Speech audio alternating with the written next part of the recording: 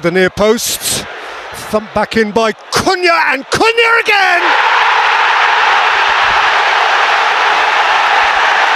It's a Manchester United flyer! Manchester United have steamrolled Liverpool in this first 5 or 6 minutes. It's a really poor header at the near post. I think it's McAllister. He has one go at it, Cunha, but the second one, he hits it into the ground. It looks a little bit scruffy. And Burmo had a look. Fernandes made a really intelligent dart and played it in for Šeško. Woodman got down. He thinks he's fouled. He thought he was pulled back, Šeško. Cunha for Shaw. And Shaw towards Fernandes. Šeško!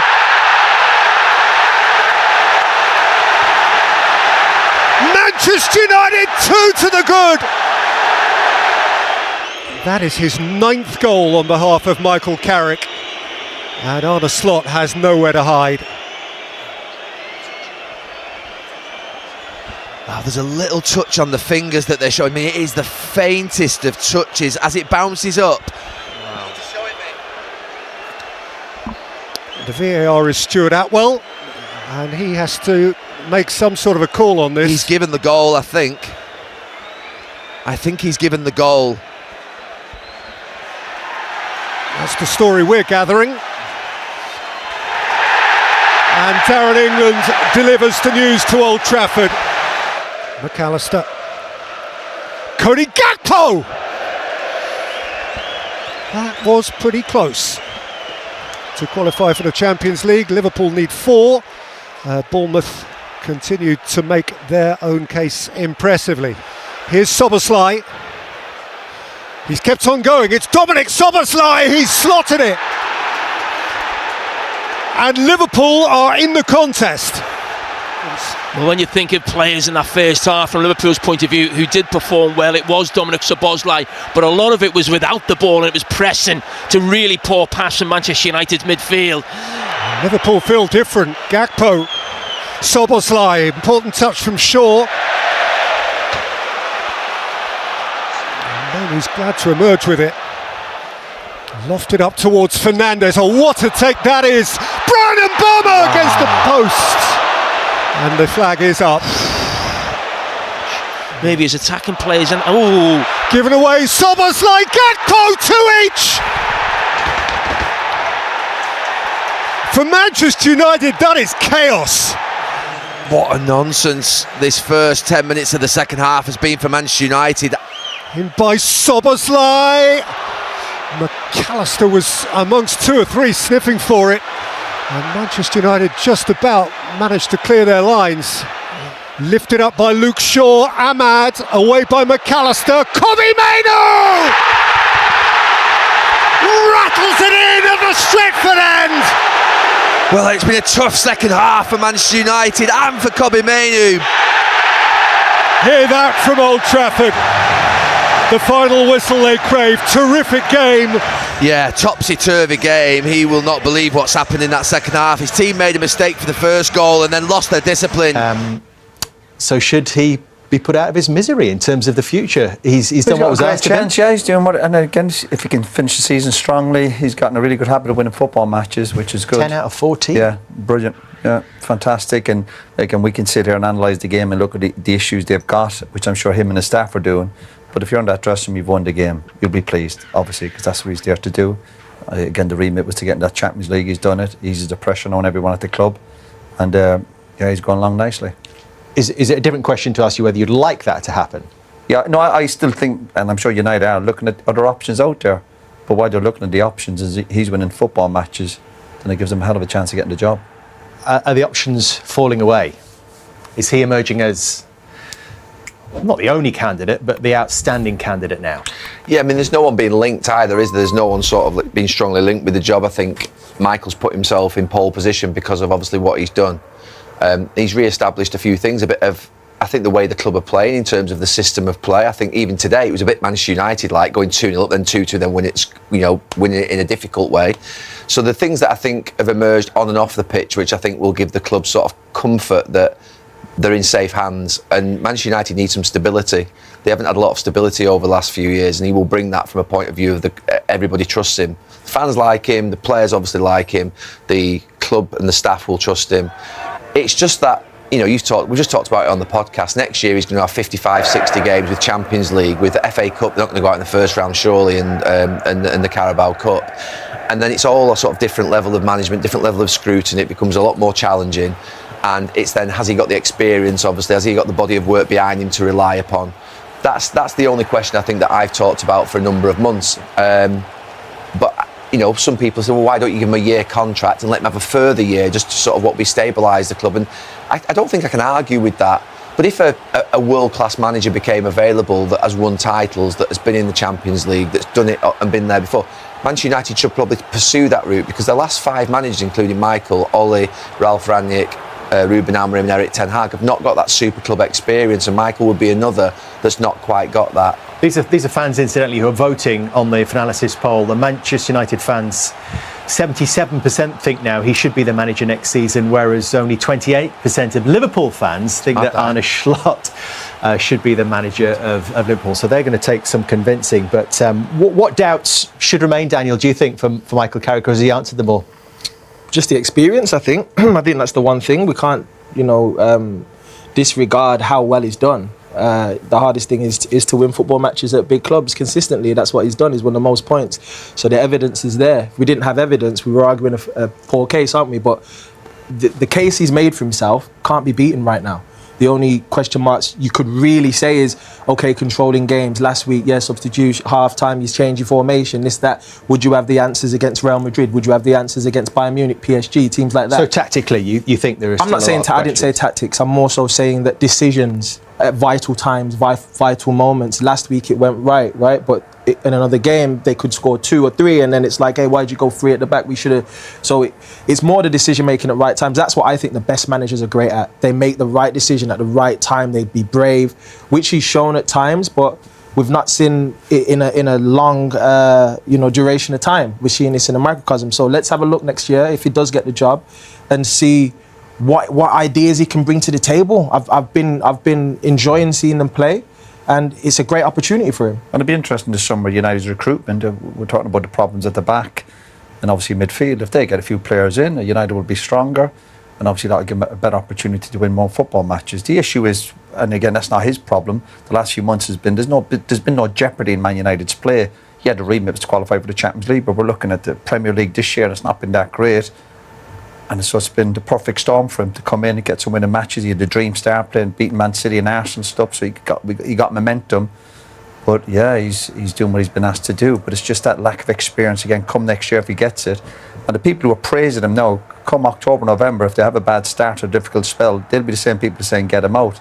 So I suppose that's a bridge you'll cross when you get to it, but he can't do any more, I suppose. From what you've seen, Jamie, of the way that he's shaped this team over these 14 games, can he turn them into title contenders?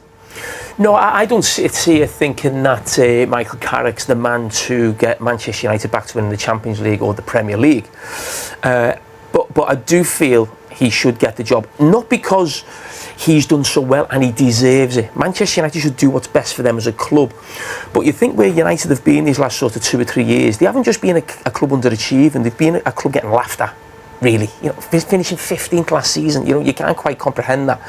Now, what he's done is just calmed everything down, where they're winning games they should win. Manchester United should always be in the Champions League position when you consider how big the club is and the revenue they spend each summer. That's what he's done. He's just done what they should do. Probably a little bit more, of course, winning all these big games. And I think Manchester United could do another year of that. I don't think Manchester United in the summer are ready to go and think they're going to challenge for the Champions League or challenge for the Premier League. They almost need another year of this. And I think the risk of changing somebody who is not going to cause trouble in the press conference, he's not going to fall out with players, he's probably going to be steady. Now, is steady enough for Man United? I just think for another 12 months it is. You kick the can down the road. Real Madrid are looking for a manager, Chelsea are looking for a manager, maybe Man City might be looking for a manager as well, and then you assess the managerial options, because right now what you're saying in terms of a big Champions League manager, yes, if Luis Enrique comes available tomorrow, of course you do everything you can to get him, but who is that man? You know what, I got a question for Roy and Gary here is, next season, right, because he's got Champions League this year, that was the main focal point. That was the most important thing. What would the expectations be next year? So if he does get the job, what would you consider, or even the fan base, what would the fan base consider to be a successful season? You'd have to ask the board what the remit would be. Would they expect him to... I think obviously the board made such a poor decision with the last decision. They're probably frightened of making another big mistake. Yeah. So maybe Carrick is that safe pair of hands. But surely anyone who gets the job next year would be expecting to compete to win the league. The journey that sort of Jurgen Klopp at Liverpool and Mikel Arteta at Arsenal, which whether they'll finish with the Premier League title, but they have progressed and looking like they're getting closer every year for a few years before they finally went and won it. It would need to be progression, wouldn't it, beyond what we're seeing now? Was that the basis of that not a one-year contract, but this guy is our guy for 6 years and we're going to stick with him regardless of what happens? Look, I'll be adamant, Manchester United won't go and do that 6-year thing. That would just be absolutely laughed at. I mean, 2 years, 3 years maybe, because obviously that doesn't seem like a commitment. But what's the point? What Jamie's argument was that you don't go and find that sort of the world-class manager. You stick with this, which is safe and solid. Is that what Manchester United looking for? If you can't go and win the title. But I mentioned the name like a couple of weeks ago, Nagelsmann, right? So I don't know anything about Nagelsmann from a point of view of doing due diligence on him to see whether he would be the right fit for Manchester United. But he's been at RP Leipzig, which is an incredible coaching ground. He's obviously done well at Bayern Munich. He's obviously won things. He's now managing Germany in a tournament. He's got a body of experience over 10 years that says this guy has worked in an elite environment. Now, if he becomes available after the World Cup, as an example, could he be the person? And what I do say about the Premier League title, and I think it is, to be fair, far-fetched that Manchester United will win it next season or the year after, but I do think at that point when Pep leaves, or at that point where they get maybe, if they were to be charged with some of the more serious offences and got some points deduction, it would be up for grabs properly in the next 12 to 18 months, the Premier League title.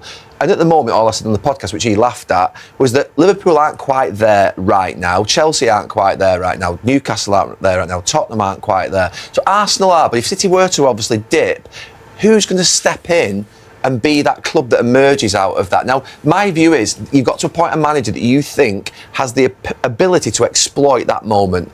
Now, I don't know if that's Michael Carrick, or whether that's Nagelsmann, or whether that's Pochettino, or whether that's going to, someone, but I'm not doing the due diligence. I'm not going around saying who's the best person to get it right, but that's what they have to be looking at. Who's there to go and exploit potentially this situation? Thierry Henry has sent a strong message to Mikel Arteta ahead of Arsenal's massive Premier League clash against Manchester City, and he didn't hold back.